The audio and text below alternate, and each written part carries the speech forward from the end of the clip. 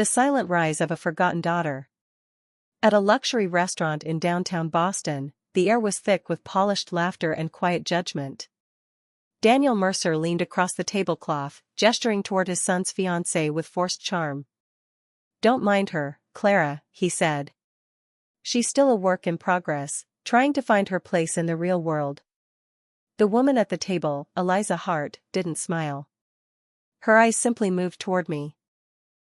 Careful, observant, like she was trying to understand a puzzle no one else bothered to solve. "My name is Chloe Weston. I'm 29 years old, and for most of my life, I was treated like a mistake my family couldn't quite erase. My parents built a successful finance consultancy. My older brother, Adrian, was their pride, the perfect successor. Their world was built on appearances, reputation, and status. And I never fit into it. I didn't chase their path. I built something different.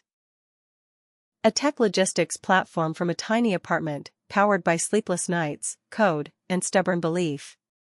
To them, it wasn't ambition. It was failure. At that dinner, everything in their behavior made that clear. Adrian laughed lightly as he said, "We even offered Chloe a basic admin role at the firm, just to help her start somewhere." My mother added softly, "She's always been a bit lost, but we still support her." They spoke about me like I wasn't sitting there.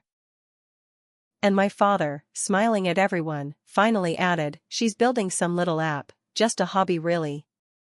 A hobby. Not a company. Not a system. Not innovation. Just a joke. I stayed silent, because they had never been ready to hear the truth. What they didn't know was that my hobby had become something far bigger than their entire business combined. A month earlier, I had closed a major funding round for my company, Nexera Systems, an AI-driven global logistics network. Investors across 3 countries were competing to partner with it. But I couldn't tell them yet. Legal restrictions kept it quiet. So I let them believe what they wanted. Their misunderstanding was my protection. At a family gathering weeks earlier, I wasn't even invited. I saw photos online, champagne, laughter, celebrations at their lake house. Everyone was there except me. When I asked my mother, she simply said, "It was too advanced for your world. We didn't want you to feel uncomfortable." Not excluded. Protected, they called it.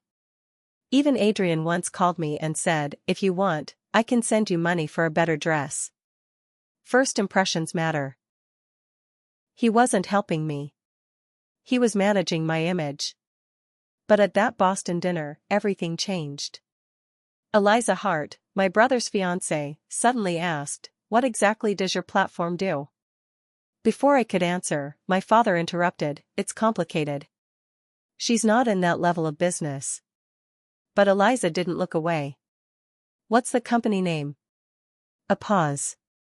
I said quietly, "Nexera Systems." The atmosphere shifted instantly. Her expression changed.